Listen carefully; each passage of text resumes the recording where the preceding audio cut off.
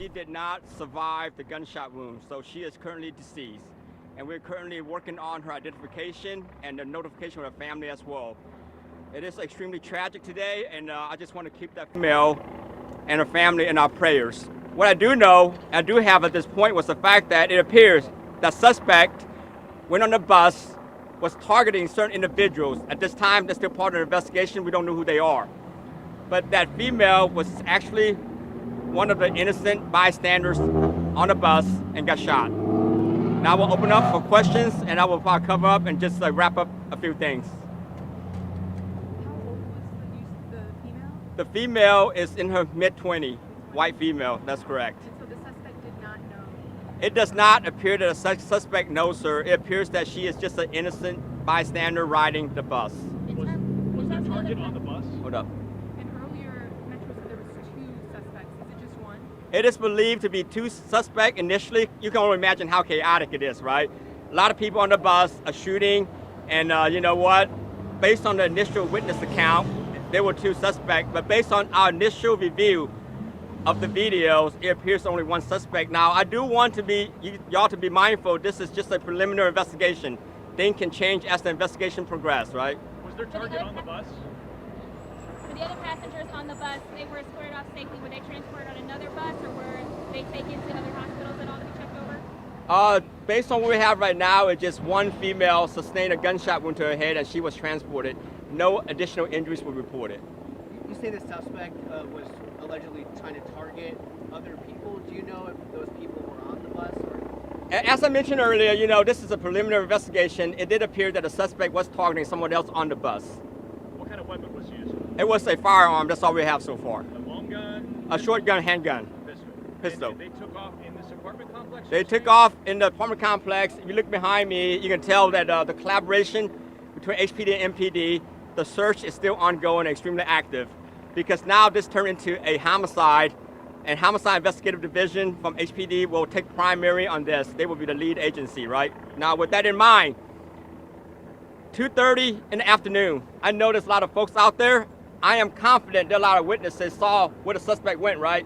I just asked them to come forward to let us know who that person is and contact Homicide or Crime Stopper, because the reality is it was just an innocent female in the mid-20s, perhaps using our system to go to, I don't know where she's going, to school or whatever that may be. We need to find an individual, and we're not going to tolerate that. The suspects, can you give us any description at all? Absolutely. Approximately 17 to 20, approximately 6 foot tall, appears to be wearing a black hoodie with mid dreads and I would imagine a light colored gray shorts with what they call sliders. And you kind of said there's a lot of collaboration happening right now, a lot of things going on. We see it with our eyes. Can you describe? You have helicopter, drones, you have canines, you have tactical. Kind of give us a description of what you have out here. So yes, absolutely, right. I will briefly talk about the overall asset. I probably defer to Lieutenant Croson with HPD to talk about their internal asset. We do have helicopters.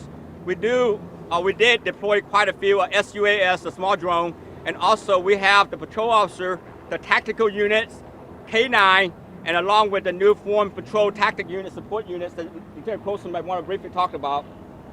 Sure. Yeah, so we received that call to assist Metro PD. Yeah, sorry.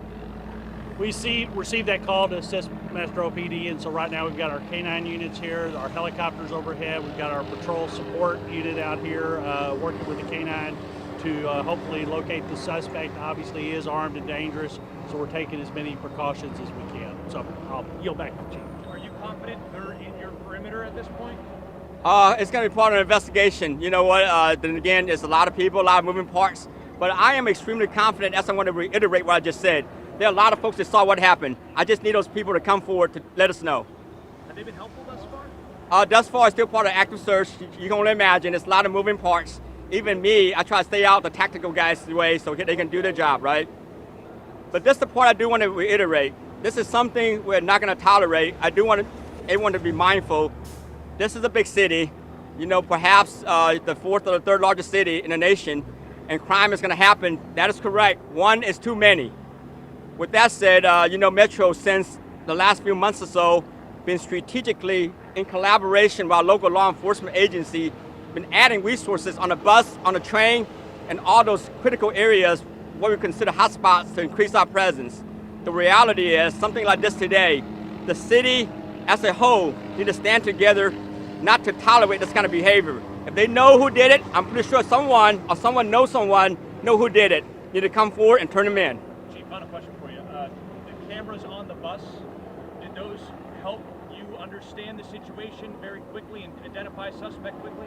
Absolutely. I mean, we do have an extremely robust surveillance system on the bus, but as you know, those videos take time to get it vetted through, and you can imagine the bus full of people is pretty chaotic, right? Unfortunately, the female did not survive her injuries. There's also the fact that, you know what, the quick response, collaboration with HPD and MPD, in the peak of all the traffics, we converged into this location pretty quickly. And again, the search is extremely active right now, it's still ongoing. What's Metro's weapon policy? Are firearms even allowed on the bus? Well, you know what, that's a great question. This is something we're probably going to be evaluated, would need to be re-evaluated, but the reality is Texas is an open carry state.